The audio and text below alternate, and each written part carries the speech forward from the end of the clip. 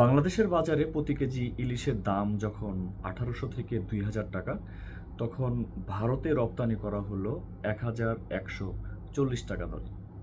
আসসালামু আলাইকুম, কজেন্টকে আপনাদের সকলকে স্বাগতম। আজকের বিষয় রপ্তানি মূল্য নিয়ে এ কেমন ছেলে খেলা।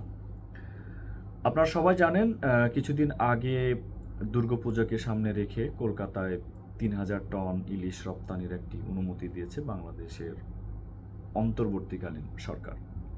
যদিও এর আগে অনেক রকম কথা আমরা শুনেছি যে মৎস্য উপদেষ্টা তিনি বলেছিলেন যে মাপ চাই, আসলে কলকাতায় আমরা এবার ইলিশ দিতে পারছি না। ইলিশ একটি দামি মাছ, সুতরাং বাংলাদেশের মানুষের সেটা আগে খাওয়া উচিত।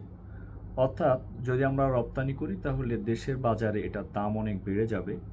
তাহলে বাংলাদেশের যে সকল গরিব মানুষ রয়েছেন, নিম্ন মধ্যবিত্ত মানুষ রয়েছেন, তাদের ক্রয় ক্ষমতার বাইরে চলে যাবে এই মাছের দাম। অত্যন্ত গ্রহণযোগ্য এবং দেশব্যাপী সকলের প্রশংসায় প্রশংসিত হয়েছে এই কথাটি। তবে তার কিছুদিন পরে ভোল পাল্টে যায়। আসলে এটি কেন পাল্টে যায় সেটি একটা আলোচনা, অন্য আলোচনা। তবে আমরা এটার রপ্তানি মূল্যটা নিয়ে একটু কথা বলতে চাই। প্রথম আলো আজকে ২৬ সেপ্টেম্বর রাত ১০টায় তারা একটি অনলাইন নিউজ করেছেন যে রপ্তানিকৃত যে অনুমতি দেওয়া আছে সেখান থেকে আজকে ১০ ট্রাক ইলিশ রপ্তানি হয়েছে। তার প্রতি কেজি মূল্য ধরা হয়েছে ১,১৪০ টাকা। এটা কেন? এবং এখানে মাছের সাইজ উল্লেখ করে দেওয়া হয়েছে ১ কেজি সাইজের মাছ, যেটা বাংলাদেশের যে কোনো মার্কেটে ১৮০০ থেকে ২,০০০ টাকা, এর নিচে পাওয়া যাচ্ছে না। সেক্ষেত্রে আপনি রপ্তানি করছেন ১,১৪০ টাকায়। এটা কেমন দাম নির্ধারণ? কোন যুক্তিতে এটা হচ্ছে? আমরা খুব হতাশ হয়ে যাচ্ছি। আমার জানতে ইচ্ছা করে স্ট্র্যাটেজিটা কি, কিভাবে আসলে প্রাইস ফিক্সেশন করা হয়। What is the price fixation strategy for export? আমরা যখন দেখি, সাপোজ বাংলাদেশ তো অনেক কিছুই আসলে ইম্পোর্ট করে, অর্থাৎ আমদানি করে। এত আমদানি করা হয়, মাঝে মাঝে আমি নিজে আর এক দিক থেকে হতাশ হয়ে যাই যে তাহলে বাংলাদেশ কি উৎপাদন করে? কিছুই না। আপনি মার্কেটে যা দেখবেন, আপনি যেখানে থাকেন, একটা গ্রোসারি শপে যাবেন, চিপস থেকে শুরু করে পেস্ট, সব কিছু, দৈনন্দিন জিনিসের সব কিছুই আমদানি নির্ভর। যাই হোক, সো আমরা একটু দেখি, আমরা তো ইন্ডিয়া থেকে পেঁয়াজ আমদানি করে থাকি।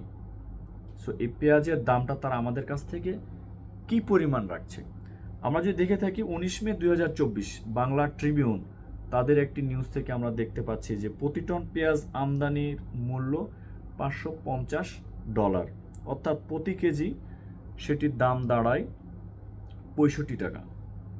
এর সাথে আপনি শুল্ক, আমদানি খরচ, শ্রমিক, ট্যাক্স সব কিছু মিলে এটা মানে মিনিমাম দাঁড়াবে ৮০, ৯০, ১০০ টাকা বাজার ভেদে। সো এই জায়গাটায় চিন্তা করেন, তখন আমার লোকাল যে পেঁয়াজটা উৎপাদন হয় দেশে, সেটার চাইতে আমার কিন্তু আমদানিকৃত পেঁয়াজের দাম বেশি পড়ে যাচ্ছে। তৎকালীন সময়ে ভারতে তথা কলকাতায় সেই পেঁয়াজের দাম কত? খুবই ট্রুলি সেখানে পেঁয়াজের দাম বাংলাদেশ থেকে অনেক কম। সো তাদের মধ্যে যে দেশপ্রেম রয়েছে সেটি কিন্তু পরিষ্কার। এখানে কিন্তু ভারতের দোষ নেই, দোষটা কিন্তু আমাদের, অর্থাৎ বাংলাদেশে বসে যারা স্ট্র্যাটেজি তৈরি করছেন যে কিভাবে আমি রপ্তানি মূল্যটা নির্ধারণ করব। আমার সত্যি এখন বলতে ইচ্ছে করে, এই রপ্তানি মূল্যটি যিনি নির্ধারণ করলেন তিনি কি দেশের স্বার্থে করলেন নাকি ব্যক্তি স্বার্থে করেছেন? কলকাতা প্রীতি আপনার এত বেশি, হ্যাঁ দুর্গাপুজোর জন্য ইলিশ দেব, এটাই তো অনেক বড়। আমরা বলছি না যে আমাদের দেশের চাইতে সেখানে বেশি দামে রপ্তানি করতে হবে, অ্যাটলিস্ট সমান দামে তো করতে পারেন। এখন ঘটনা যদি এরকম দাঁড়ায় যে বাংলাদেশ থেকে মাছটি ইন্ডিয়ায় রপ্তানি হবে, ইন্ডিয়া থেকে আবার সেটা বাংলাদেশে আরেক পার্টি আমদানি করবে, তারপরও সে প্রফিট করবে, বাংলাদেশের লোকাল মার্কেটের দামে, তাহলে কোথায় যাচ্ছে দেশ? আমরা শুধু মুখেই বলছি যে গণ অভ্যুত্থানের মাধ্যমে নতুন বাংলাদেশ হয়েছে, কিন্তু সেই গণ অভ্যুত্থানের যে বিজয়, সেই গণ অভ্যুত্থানকে, বিপ্লবকে আপনার মনে ধারণ করতে হবে। প্রত্যেক জায়গায় ওঁত পেতে রয়েছে সেই শকুনেরা, যারা আমাদের দেশকে সামনের দিকে এগিয়ে নিয়ে যাওয়ার পথে সবচেয়ে বড় বাধা বলে মনে হচ্ছে। আমাদের সবারকে জবাবদিহিতার মধ্যে আনা উচিত, কেন এই দাম নির্ধারণ করা হলো? এটা জাতির সাথে কত বড় রসিকতা।